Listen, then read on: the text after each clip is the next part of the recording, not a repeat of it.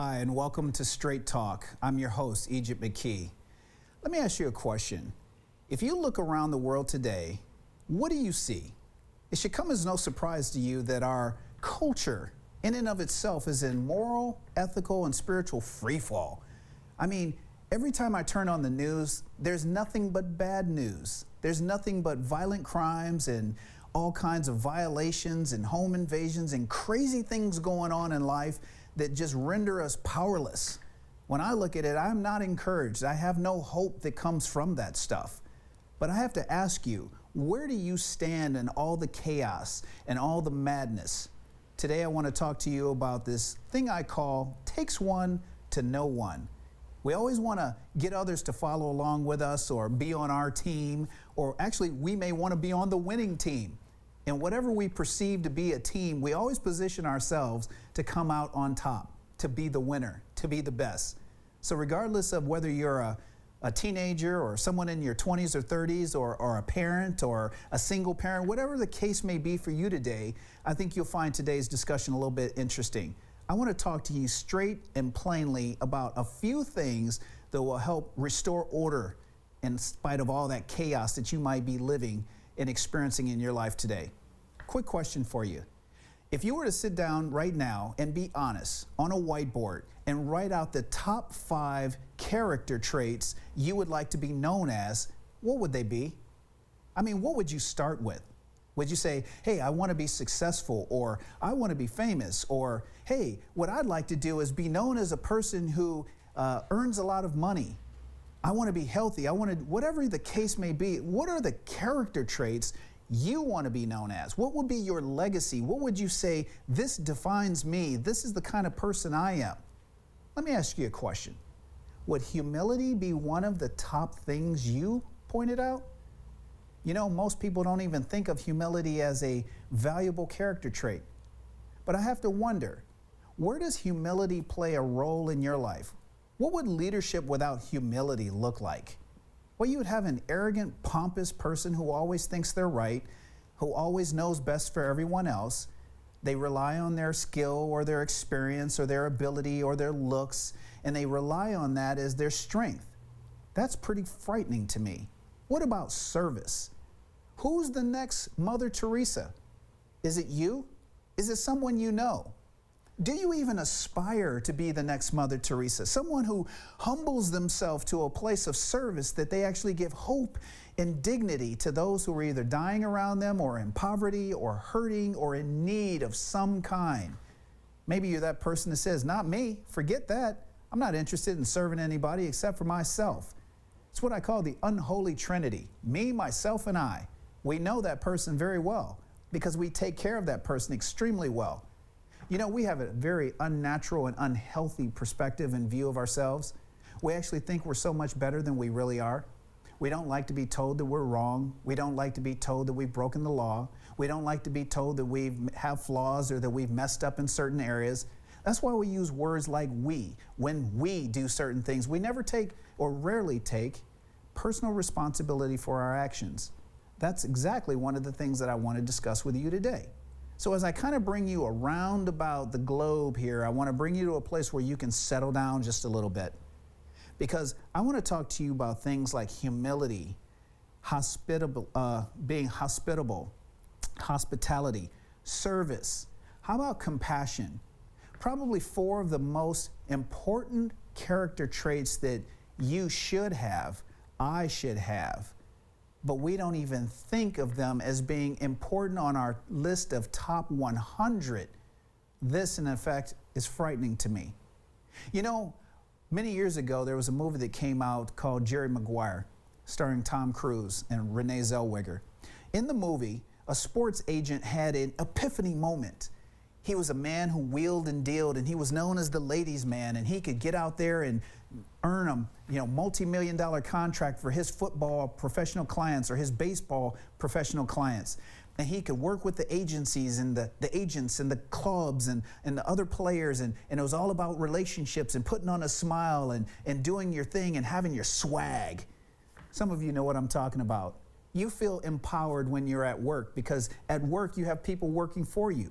Maybe you're that person who's new and you've received a certain amount of praise and acclaim from your managers or your directors or maybe even the president of your company, and you feel like you've been validated and you have this somewhat supernatural ability to do some things that other people cannot do. But you've invested so much in that, you actually started to believe that it's all about you and what you can bring to the table. Not ever really realizing that long before you got that job, you were not ready for that job. You weren't skilled in that position. You probably didn't even know much about the job. But in this movie, Jerry Maguire, the agent has an epiphany moment as he actually has a discussion with one of his injured athletes in a hospital. And he has an encounter with a young boy who happens to be the son of that injured athlete. And he's actually brought down to his knees, and his world is shaken because of his self-lust and greed for money and power and fame and recognition. So he goes back to his hotel, I'm sorry, not his hospital, he goes back to the hotel, and he sits down and begins to write a personal mission statement. Have you ever written a mission statement? What an unbelievably awesome and incredibly vulnerable time in anyone's life. I sat down and wrote a mission statement, and I tell you, once you start writing, you can't stop writing. You start looking at your own values, your own personal perspectives on life, your key components to how you expect to build up the lives of others around you, what kind of effect and legacy you want to leave, and the reason for that legacy. Is it about self? Is it about building up your empire, or is it about helping build up others and to make them better, more efficient, more effective, more generous, more hopeful in life? Well, Jerry Maguire did that very thing, but it wasn't complete just to write the mission statement. He had to go one step further than just writing the mission statement. He actually had to go public. I wonder how many of you have actually gone public with something that will change the world for the better forever. We're so over inebriated with this idea that we go public or come out with these land-based kind of ideas about, I've got this thing that I'm doing, and we want others to endorse us and get on our side and tolerate us and include us and make us feel better. But the reality is those things are either a distraction or temptation or brokenness that we've actually put a nice, beautiful bow around and some perfume on, and we've tried to get others to help us feel better about ourselves, but we're all missing the mark. And the mark is that you and I both, we have a value. And you looking and listening right now, you have a value. So Jerry Maguire goes public, and guess what happens to him? In the movie accounts that he actually starts not only to lose his job as a top sports agent, but he loses his credibility. He loses his friends. He loses his relationships. And he starts to lose his most valuable asset, and that would be his clients. One by one, they all start to fall off of his ledger, leaving him with only one, the famed character Rod Tidwell, played by Cuba Gooding Jr. What a phenomenal character and role he played in the relationship of Jerry Maguire going back to the basics. And his mentor, Dickie Fox, used to always give him these life wisdom pearls, and it would motivate and inspire Jerry.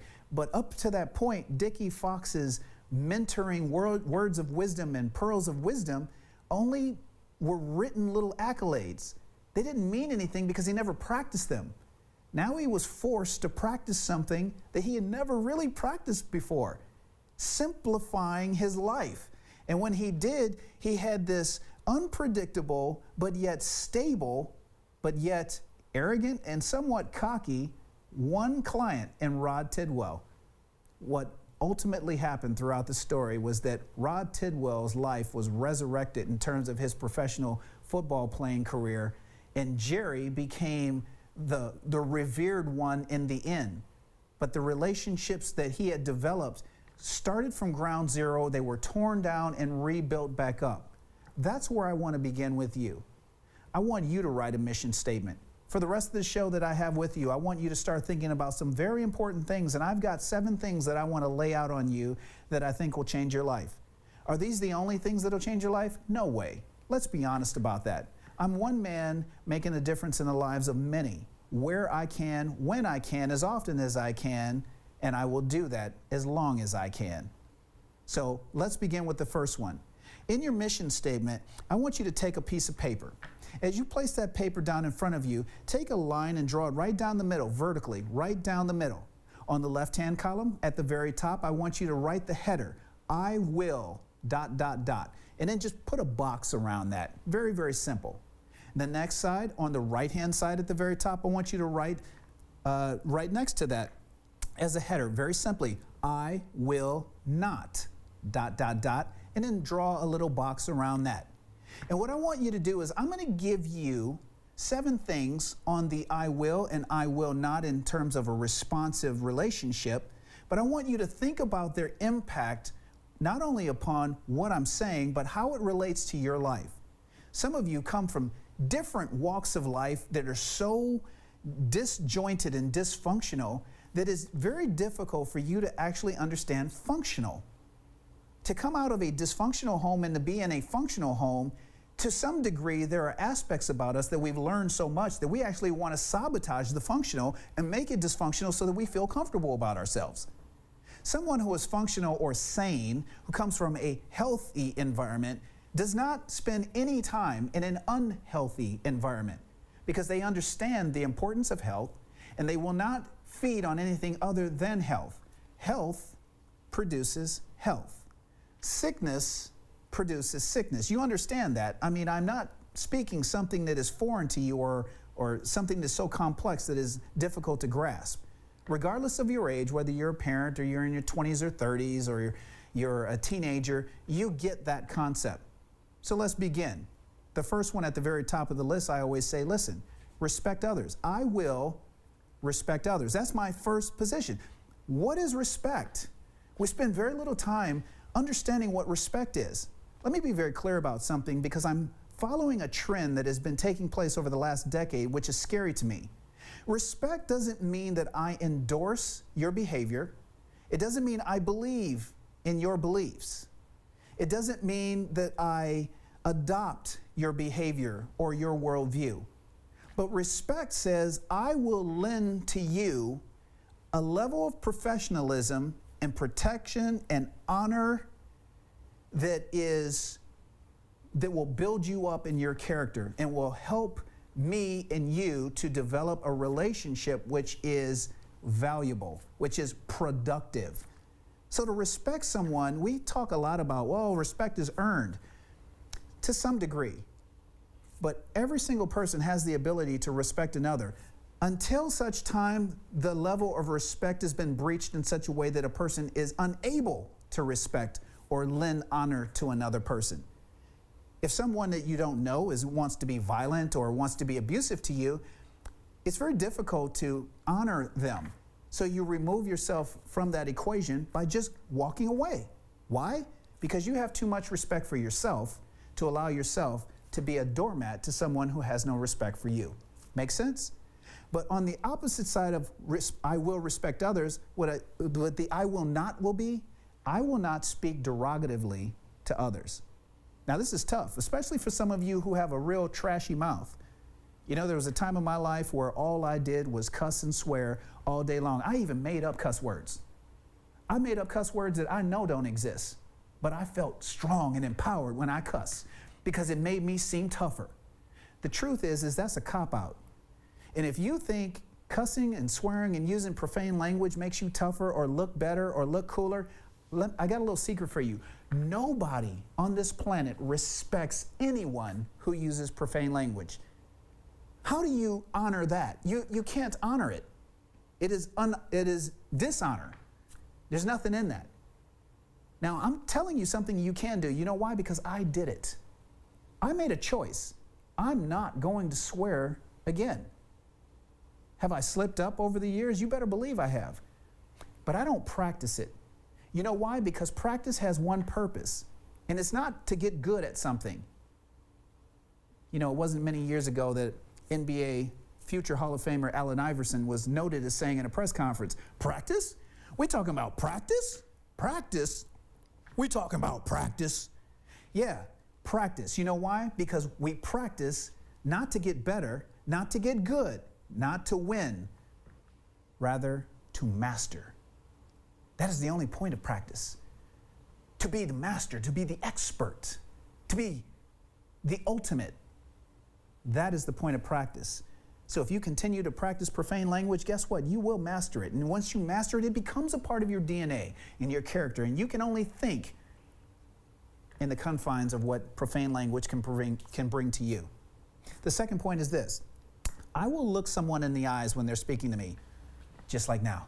See how I'm looking at you? I'm looking at you. It's uncomfortable, right? See, a lot of us has been trained in a level of shame that when someone's talking to us, we look down at their feet or we look at their waistline, we look at something else, but we don't want to look them in the eye because looking someone in the eye brings about a level of vulnerability and weakness. But it is a high regard for respect. To when someone is looking at you, when someone is speaking to you, you face them, you stop doing everything and you face them and you look them in the eye and you listen intently. So if I will look someone in the eye when they're speaking to me, conversely, I will not text while they're talking to me or appear disinterested. Yeah, go ahead. Well, whatever. You know, you face that person up. Put the remote down when your child is talking to you. When your wife is talking to you, turn the television off, turn and face her. Get up if you have to and listen to her. If someone is speaking to you, stop what you're doing, because I'm about to ruin. I'm sorry, I almost had to break off on that little rap there. This is important. You face them up and you ensure that everything that they're saying you're absorbing so that you can respond appropriately. The third is this, and this is something that really gets me. I will address my elders as Mr. or Mrs. Mr. or Mrs. Wow, that's interesting. I will not address my elders by their first name. That's just messed up. I mean, you wouldn't want your children to go around calling your grandparents by their first name, would you? That is an ultimate level of disrespect. Here's a good one. I will think before I speak. That's always a good thing. You know, my grandma used to tell me when I was a kid growing up, you know, don't open your mouth without thinking first. Think before you let it out of your mouth. Just because it is in your brain doesn't mean it needs to pass your lips and come out into the open. And I got to tell you, it's one of those interesting things because some of you think, oh, I just tell it like it is. I just tell it like it is. I tell them how I feel. No, you don't tell it like it is. You're just a mean person. You just need to learn to shut your mouth and not tell it like it is, because your telling it like it is really is your perspective of how to get on top of someone and pound them. The truth be known, you need to take a step back and think before it comes out. Not just about how it sounds, but what you're saying and that it's with the right tone. Because if the real goal and point of what you have to say is that someone walks away and actually understands it, then you're going to want to make sure that the message is received. Get it? The next is real simple. I will practice self-control with my anger. You know, we all get angry. Don't sit here and tell me you've never been angry before. You know, we've all rehearsed in our mind that person that's made us so upset we just imagine ourselves choking them around the neck. But we don't carry it out. You know why? Because that's called self-control. So therefore, I will practice self-control. And I will not act violently toward others in anger. I will remove myself from the equation and think first. So before I move on to the last couple here, I want to go on to some of the questions that some of you have taken time to send in to us here. We call this segment Word on the Street. Word on the Street was set up so that we can respond to your questions about the things that trouble and struggle you in life. And you know what? We all deal with them. And I want to begin with the first one here. The first one comes to us from Tanya from Los Angeles, California. She says, I'm a single mother with 2 teen girls, 14 and 17 years old. I work a lot, and they end up being home alone much of the time. I'm concerned that they are seeking attention of boys much older behind my back, and I don't want them to get pregnant or have an STD. What can I do? Well, Tanya, I got to tell you, interesting the way you put that. You don't want them to get pregnant or have an STD. There's a couple things you need to do. As a mom, it's understandable. I'm sorry that you have to work in a capacity where you don't get to spend more time with your family and more time with your children. But I always say, listen, it takes a village to raise a child. It takes a village to raise children. So you may need to find others to play surrogate daddy roles within your children's life and surrogate mommy roles, not to replace you, only to enhance you. You can't be everywhere, nor can you be everything at any given time.